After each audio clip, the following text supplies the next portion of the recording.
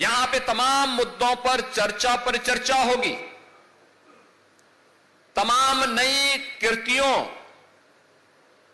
और पुस्तकों का यहां पर विमोचन के कार्यक्रम भी संपन्न होंगे।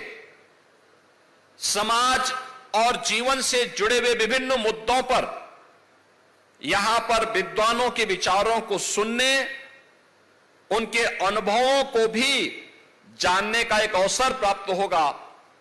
और साथ साथ इन 9 दिनों में अलग अलग समय में यहां पर सायंकालीन सत्र में लोक कला और लोक गाथा से संबंधित सांस्कृतिक कार्यक्रम भी होंगे। और मैं कहूंगा कि रवि किशन जी, आप जौनपुर के किस कैम्ब्रिज में पढ़े हम नहीं जानते, लेकिन कम से कम एक सांस्कृतिक कार्यक्रम यहां पे आने वाले लोगों के लिए और बच्चों के लिए एक अवश्य यहां प्रस्तुत करिएगा।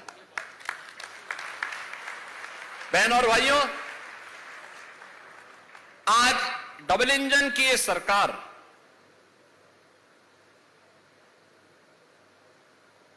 वर्तमान पीढ़ी को प्रेरित करने के लिए पुस्तकालयों की एक नई श्रृंखला खड़ी कर रही है।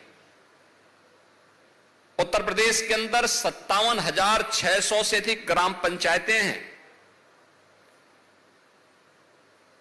हर ग्राम पंचायत में ग्राम सचिवालय की स्थापना का कार्य या तो पूरा हो चुका है या लगभग अंतिम उसमें है। और जहां पूरा हो चुका है वहां पर एक कक्ष केवल पुस्तकालय के, एक सभागार केवल पुस्तकालय के लिए है।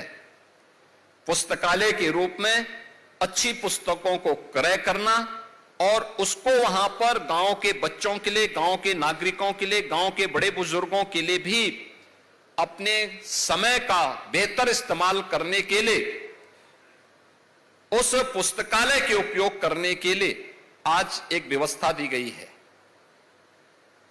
उत्तर प्रदेश के अंदर बेसिक शिक्षा परिषद के अंतर्गत 1,56,000 से अधिक विद्यालय संचालित हैं, जिनमें 1,36,000 विद्यालय ऐसे हैं जिन्हें ऑपरेशन कायाकल्प के माध्यम से, जिनके पुनरुद्धार के कार्य को संपन्न किया गया है। और हर एक विद्यालय के साथ यह भी व्यवस्था की गई है कि उस विद्यालय में भी एक पुस्तकालय अवश्य हो। वह डिजिटल लाइब्रेरी हो या फिर वहां पर पुस्तकें क्रय करके और विद्यालय में रखी हैं, या विद्यालय के स्तर पर भी प्रयास करके या ग्राम सभा के स्तर पर भी प्रयास करके बच्चों के मन में एक नई पढ़ने की परंपरा को पुनर्जीवित करने की एक जज्बा हो, इसको आगे बढ़ाने का एक कार्य किया जा रहा है। लेखन अपने आप में एक रचनात्मकता को प्रदर्शित करता है। अगर कोई व्यक्ति सकारात्मक लेखन कर रहा है तो मान करके चलिए कि वह व्यक्ति सकारात्मक ऊर्जा से भरपूर है, और ऐसी सकारात्मक ऊर्जा का ही लाभ समाज को मिलता है और समाज उससे प्रेरित होता है।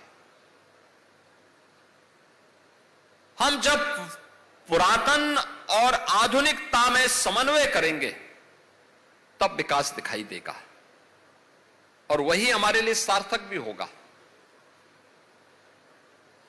हम पुस्तकीय व्यवस्था से अपने आप को दूर न करें, हम उसको देखें जरूर। दिन भर जिसके बारे में यहां के माननीय सांसद श्री रवि किशन जी ने आपका ध्यान आकर्षित किया कि दिन भर आप लोग रील देखते होंगे या दिन भर स्मार्टफोन में अपना 5-6 घंटे खराब करते होंगे, उसकी बजाय अगर आप अपने पाठ्यक्रम की पुस्तकों के साथ ही कुछ उन पुस्तकों को जो आपके पाठ्यक्रम के बाहर की हो लेकिन एक रचनात्मकता के साथ या आज के परिप्रेक्ष्य में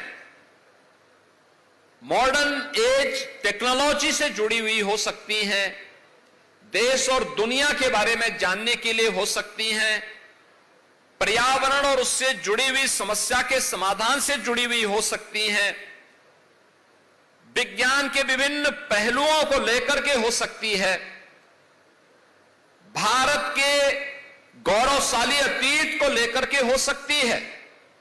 इन सभी को हमारा प्रयास होना चाहिए कि थोड़ा हम उधर भी देखेंगे तो प्रतियोगी परीक्षाओं के लिए यह आपके लिए एक सुदृढ़ आधार तैयार होगा, एक मजबूत आधार आपको तैयार होगा। आने वाले समय में आपको इससे ढेर सारी सहायता प्राप्त होगी। अक्सर हम देख रहे हैं कि हमारी आश्रितता, हम परावलंबी हो गए हैं हर कार्य के लिए स्मार्टफोन, उसके बगैर कोई काम नहीं चल रहा है। और वो उससे अक्सर हो क्या रहा है, नौजवान डिप्रेस हो रहा है, अनावश्यक रूप से गलत कदम उठा रहा है। आपको भी चाहिए अपने बच्चे को विपरीत परिस्थितियों से जूझने के लिए उसके अंदर उस प्रकार का जज्बा पैदा करने की तैयारी कर रही, प्रारंभ से ही उस प्रकार के संस्कार दीजिए। और इसीलिए आपने देखा होगा भारत की समस्या जो एक विकराल रूप लेती जा रही थी, उस विकराल रूप को ध्यान में रख करके, केवल भारत की नहीं दुनिया भर के युवाओं की है, उसी को ध्यान में रख करके प्रधानमंत्री जी ने देश के युवाओं के लिए एक पुस्तक स्वयं लिखी, जिसे आप एग्जाम वॉरियर्स कहते हैं।